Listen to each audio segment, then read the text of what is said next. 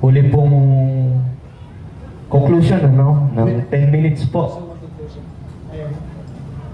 In time starts, action po. Sino? Ang haba ng 10 minuto. Yung mga sasabihin ko, sobrang kunti lang eh. Magpailang muna ako. So yun, mga kapatid, salamat ulit. Conclusion na tayo. Yan, jogging muna ako, ang haba ng oras eh. Oh. Ang conclusion ko po, mga kapatid, uulitin ko lang. Eh kasi, ang basihan ng mundo, ng universal truth, yung katotohanan, para maituring mo na ikaw ang may-ari ng tindahan na yan, dapat nakapangalan yan sa'yo at meron kang legal na dokumento sa munisipyo, sa barangay, at sa bansa. Pirmado mo. Eh, nung panahon ni Jesucristo, unang siglo yun eh. Kristiyano. Iba naman yung panahon ng Roma, Katoliko. Magkaiba po yung Katoliko at saka Roma eh. Yung Katoliko at saka yung Kristiyano, magkaiba po yun eh. Si Jesucristo, yung itinatag mismo niya, ano po yun eh, yung hindi po yun nakabase sa Vatican eh. Ang itinatag ni Jesucristo nakabase sa puso at diwa ng tao. Kingdom of God po.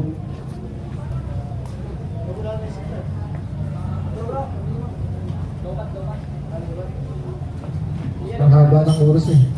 Ay, bakit kapatid? Yan. Wala na lang. Tuloy ito lang. Dito ako, narito yung mga tao eh. Naghahanap ako ng tao. Kapatid, magandang hapon po sa inyo. Kaya po tutol tayo na si Jesucristo ang nagtatag ng Simbahang Katoliko. Ito po yung conclusion natin, mga kapatid. Sapagkat unang-una po sa legalization, sa dokumento, wala po eh. Ang meron lang claim, eh siyempre, Katoliko ka eh. Sasabihin mo na may dokumento kayo, may claim kayo eh. Yung dokumento, hindi mo naman naiintindihan kung anong ibig sabihin eh. Alam mo ba ibig sabihin ng dokumento? Bigay tayo ng halimbawa ng dokumento. Yung birth certificate, may pirma yun eh. Nung magulang, nung ina at nung ama. May pirma. Dokumento yun. Yung lupa, dokumento yun.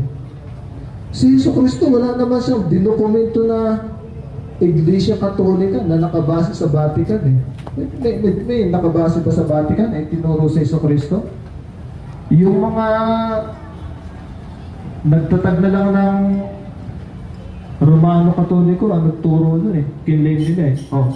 Ginagamit mo yung Mateo 16-18 ng Mateo. Gamit rin ng Iglesia ni Cristo ni Manalo yan eh. Kung sino-sino ang magkiklaim yan, pabor sa kanya yun. Nawala yung oras na kanya. Kung sino ang magkuha nun, Mateo 16-18, ikapit niya sa organisasyon niya, samahan niya, sa kanya yun. Hindi naman dapat ganun eh. Yung matibay na dokumento sinasabi natin, halimbawa, meron kang anak, may pirma ka, may birth certificate, walang ibang aangkin.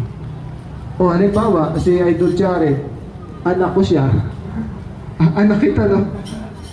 Mayroong nanay ka, ako yung tatay. Ituturo ka pa ba nila na anak ka nila? Yan ang tinutukoy natin dokumento. Hindi ka na maaangkin ng iba. Itong Mateo 16-18, kung sino-sino umaangkin eh. Inaangkin ng iglesia ni Cristo, may kapatid ng Felix Manalo. 8 years of Christ na yan. Ang tagal na niya sa ibang bansang umiiral eh. Ang gamit, Mateo 16-18 eh. Kanya-kanya nga nang kuha sa Biblia. Unang-una po yun ha, kaya nananatili po akong skeptical mga kapatid, sapagkat wala namang matibay na ebidensya eh. Bagsak sa dokumento. Yung sinasabi mo dokumento, hindi naman dokumento yan eh. Ang dokumento, pirmado ni Jesucristo, ako ang founder ng Iglesia Katolika Apostolika Romana. Wala naman eh. Nakarehistro sa Jerusalem. May nakarehistro ba? Wala naman eh. Oh, claim niya yan. Claim niya ng mga Romano Katoliko. Oh, pangalawa, walang matibay na ebidensya. Meron pa ilan-ilan, pakunti-kunti, hindi naman tumutugma doon sa kasaysayan.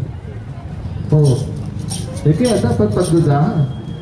Talagang kaduda-duda. Ano yung mga hindi tumutugma? Yung aral ni Kristo, hindi tugma sa turo ng Katoliko. Oh, turo ni Kristo, mayaman. Ano ang dapat mong gawin para ikaw ay maging ganap? Ibitaw yung mga ari-arian mo, pamahagin mo sa mga mahirap. Bigay mo. Ginawa mo ba yun? Yung damit mo, turo ni Kristo. Yung palaban mo, ibigay mo. Turo ni Kristo yun eh. Ginawa niyo ba yun? Si Kristo, ginawa niya yun eh. Yung damit niya, pinagagawan, di ba? Doon sa history, doon sa kasaysayan ng Kristyanismo, ni Kristo. Sino Katoliko gumawa nun? Oh.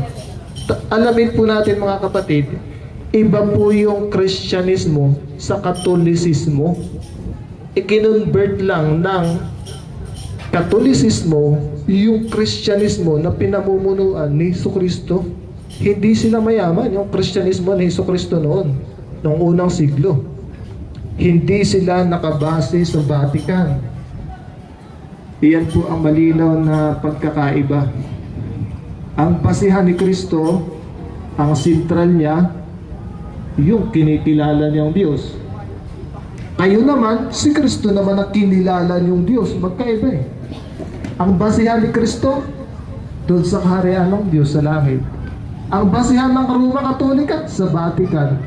Sa kasaysayan, hindi tumutugma. Oh. Kaya, ang conclusion ko bilang skeptiko, nananatili po ako.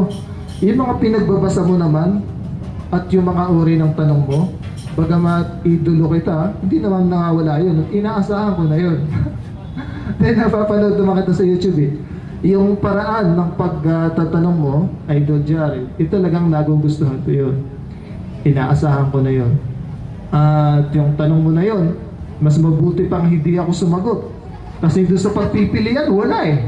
Isipin mo yung tanong mo, ikaw ba ang nagtatag ng Katoliko o si Jesucristo? Ba't naman ako pipili doon? Unang-una, wala nang sapat na basihan na si Jesucristo nagtatag. Bakit na masasabihin kong ako? Yung tanong mo, pang ano eh? Pangsako. Pang-uto yung tanong mo eh. Paano tayo sasagot doon? Eh, halos lahat ng tanong mo, ganun eh. Wala tayong dapat isagot doon mga kapatid. Hindi ako ginagana magturo kanina. Wala akong makitang tao. Ano yung mga sasabihin ko? Wala akong mauuto. Gusto ko yung may nauuto ako eh. Gusto ko yung may nanonood sa akin. Kaya naririto ako ngayon sa mga tao. Pasensya ka na kapatid ha. Oh. Kaya hindi ko tuloy ma-elaborate ng mabuti yung filosofiya kasi walang naman nakatingin, walang willing magtanong.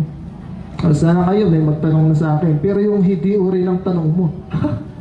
Yung uri ng tanong mo pang ano eh. Parang hindi tanong eh. Parang kutsilyo eh. Yan lang ang aking mga conclusion mga kapatid. Ako ay skeptiko, nananatili. Duda ako, nananatili yung pagdududa ko. Sa place na dokumento, wala. Yung dokumento, hindi naman dokumento yan eh. Subjective po yan, claim yan. Bakit? Dahil may dokumento rin yung Iglesia ni Cristo at lahat ng sekta. Iyon din ang objective sa kanila. Objective rin sa inyo yan. Hindi po ganoon. Ang tinutukoy nating objective at hindi matututulan, yung halimbawa na kapag ka sinabi mong yung pusa ay ngumingiyaw, walang magtatalo dyan. Lahat sumasang-ayon. Pero kapag sinabi mong si Jesucristo founder nyo, tutol sa iyo saksi ni Jehovah, tutol sa iyo yung Muslim, tutol sa Iglesia ni Cristo. Eh pagka sinabi mo yung pusa ang ngumingiyaw, sa oras na gusto niya ngumiyaw, sino tumututol doon? Yun ang objective. Subjective yan eh. O kaya yung mga uri ng tanong mo, hindi ko sinasagot na lang. Kalmado lang tayo kasi yung katotohanan hindi nadadala sa sigawan eh. Isipin mo, sisigaw ako ng malakas. Yung pusa ngumingiyaw yun. Nabago ba dahil sa pagsigaw mo ng malakas? Magsalita ka ng mahina, yung pusa ang ngumingiyaw. Ganun pa rin eh.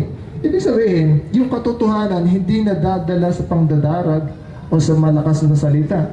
Kahit ibulong mo lang yan, ibulong mo na maintindihan ng tao, kung totoo yung sinasabi mo, totoo yun eh. Ganun lang. Kaya natili yung aking stand, yung tayo na skeptical sapagkat hindi naman ako madadala sa mga sigaw para tanggapin yung ganoon. Salamat po mga kapatid, yun lang. Ka naman.